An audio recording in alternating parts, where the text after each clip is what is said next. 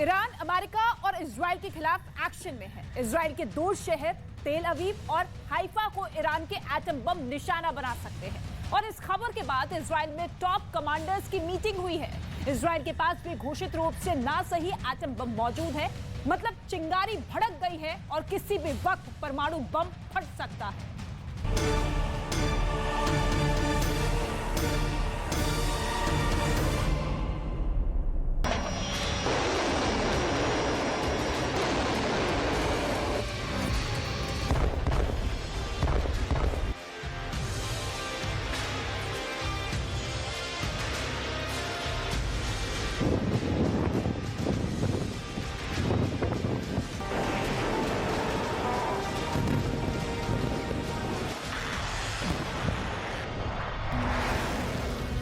रूस यूक्रेन युद्ध में पुतिन अब सिर्फ एटम बम गिराने की धमकी दे रहे हैं। पुतिन के इन धमकियों का नतीजा नील बटे सन्नाटा रहा है। वो ऐसे कि ना ज़ेलेंस्की अब तक परमाणु धमकी से डरे हैं, ना बाइडेन के कान पर जू रेंगा कि कीव हिरोशिमा या नागासाकी बन जाएगा।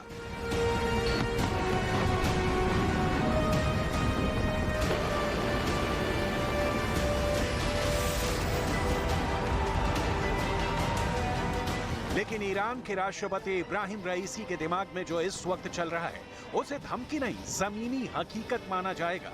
रईसी ने इजरायल को उड़ाने की जो धमकी दी है उस पर अब ईरान के रिवॉल्यूशनरी गार्ड्स ने काम शुरू कर दिया है।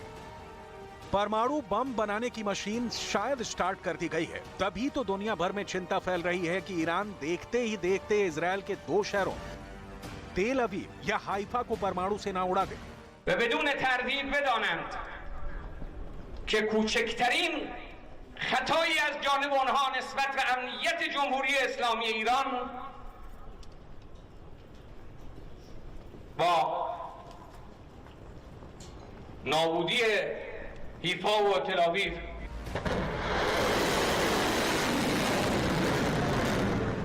ऐसा कहने के पीछे आधार को समझने के लिए आपको ईरान इजरायल के पिछले 25 दिनों के हमलों की क्रोनोलॉजी समझनी होगी, क्योंकि ईरान हो या इजरायल हो, किसी को भी एटम हमला करने के लिए पुष्ट आधार जरूर चाहिए।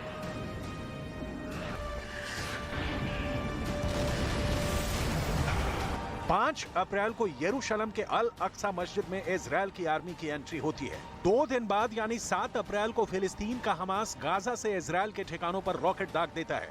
3 दिन बाद सीरिया से इजरायल पर रॉकेट दागे जाते हैं। इसी दिन यानी 8 अप्रैल को लेबनान के इलाके से इजरायल पर रॉकेट दागे जाते हैं। 9 अप्रैल को इजरायल सीरिया पर जवाबी कार्रवाई करता है। ये घटनाएं बताना इसलिए जरूरी थी क्योंकि इजरायल पर एटम बम गिराने की स्क्रिप्ट तो पहले से इब्राहिम रईसी ने तैयार कर ली थी। उस पर एक्शन अब शुरू हो गया है। लेकिन क्या ऐसे हमलों के खिलाफ इजरायल के पास कोई तैयारी नहीं है? जवाब आप सुनेंगे तो चौंक जाएंगे। इजरायल भी वैसी ही तैयारी कर रहा है जैसा कि ईरान। मतलब इजरायल भी एटम बम अपने हथियार फैक्ट्रियों में सजाए बैठा है। सवाल है कि क्या ईरान इजरायल के बीच परमाणु बम का युद्ध होगा? कौन किस पर गिराएगा पहला एटम बम? किसके पास परमाणु बम की कितनी ताकत है? ऐसा क्यों हो रहा है कि दोनों की दुश्मनी परमाणु अंत के साथ ही खत्म होगी? इन सवालों का जवाब जानने के लिए आपको ईरान इजरायल संबंधों का इतिहास खंगालना होगा, जिसकी डिटेल में ना जाते हुए ये समझना काफी है कि अरब देश इजरायल के अस्तित्व को स्वीकार नहीं करेंगे। खाड़ी में मुस्लिम देशों के बीच एक अलग धर्म मानने वालों की ताकत अरब देशों को कांटे से चुभती है। यानी विवाद बहुत पुराना है और अब उस पर यरूशलेम के अल अक्सा मस्जिद की घटना के बाद नया मुलम्मा चढ़ गया है। सवाल फिर वही कि ईरान इजरायल पर परमाणु बम गिराने के कितना करीब पहुंच गया है, क्योंकि दुनिया के एटम बम के दस्तावेज में ईरान परमाणु शक्ति संपन्न देश नहीं है, ना ही इजरायल है। लेकिन हकीकत के पन्ने पर दोनों देशों ने परमाणु शक्ति हासिल करने के लिए सालों प्रयत्न किया और अब दोनों एटम बमों से लैस हैं। अब समझिए कि ईरान कर क्या रहा है। तो अंतर्राष्ट्रीय एटॉमिक एनर्जी एजेंसी की रिपोर्ट कहती है कि ईरान की न्यूक्लियर फैसिलिटी में बम ग्रेड लेवल के संवर्धित यूरेनियम के कण पाए गए हैं। न्यूक्लियर एक्सपर्ट्स के मुताबिक परमाणु बम बनाने के लिए 90% संवर्धित यूरेनियम की जरूरत होती है। ईरान अब 83.7% संवर्धित यूरेनियम हासिल कर चुका है। यानी ईरान परमाणु बम बनाने के बेहद करीब पहुंच गया है। इतना ही नहीं, इसके आगे देखिए, एक हैरान करने वाली रिपोर्ट अमेरिका में छपी है, जिसके मुताबिक ईरान लगभग 12 दिनों में एक परमाणु बम के लिए पर्याप्त वेपन ग्रेड यूरेनियम बना सकता है।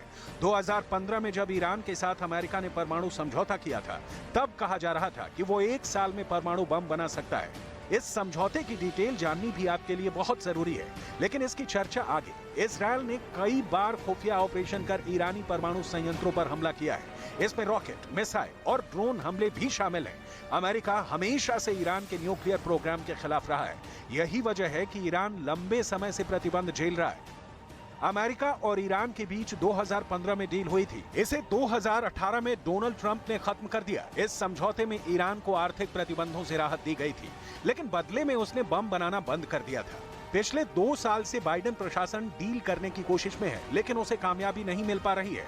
ईरान अमेरिका के कहे से निकल चुका है। खाड़ी में इब्राहिम रईसी ईरान का सिक्का चलाना चाहते हैं, और ये तभी संभव है जब अमेरिका और इजरायल दोनों का इस क्षेत्र से नामो निशान मिट जाए। ईरान इसी मकसद से सब कुछ कर रहा है। सऊदी अरब से अपनी दुश्मनी पर पर्दा डाल दोस्ती गांठ रहा है।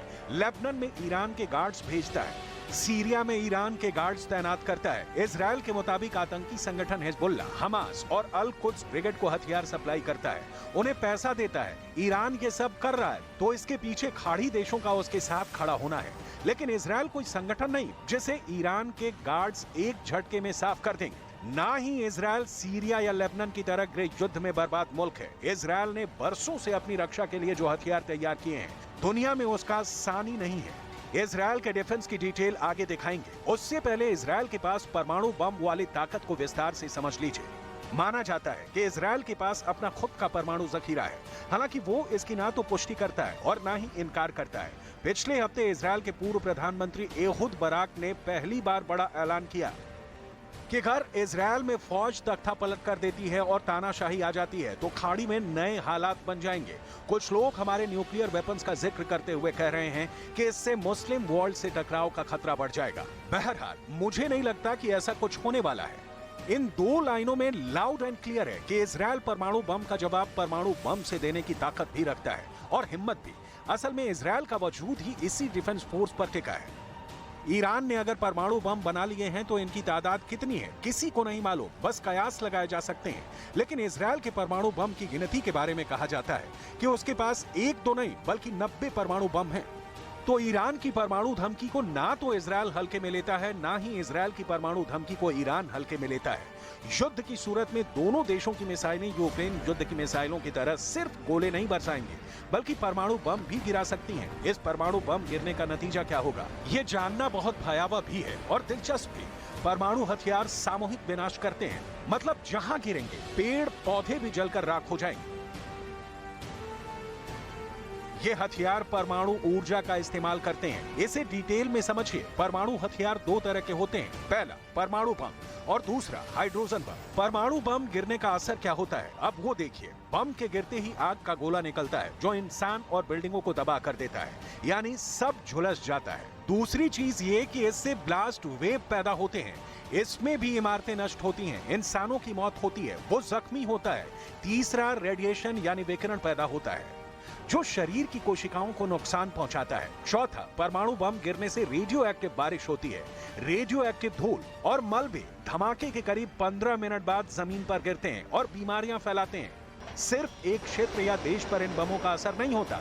यही वजह है कि दूसरे विश्व युद्ध के बाद परमाणु बम का इस्तेमाल किसी देश ने नहीं किया, क्योंकि इसके इस्तेमाल के बाद कहने सुनने के लिए कुछ नहीं बच जाता। जो बच जाता है वो ये कि ईरान अगर इजरायल के खिलाफ परमाणु बम का इस्तेमाल करता है तो अमेरिका ईरान को परमाणु बम से उड़ा देगा। इस बात की गारंटी दिखती है, क्योंकि अरब देशों को अगर इजरायल नहीं चाहिए तो अमेरिका को भी शक्ति संपन्न ईरान नहीं चाहिए।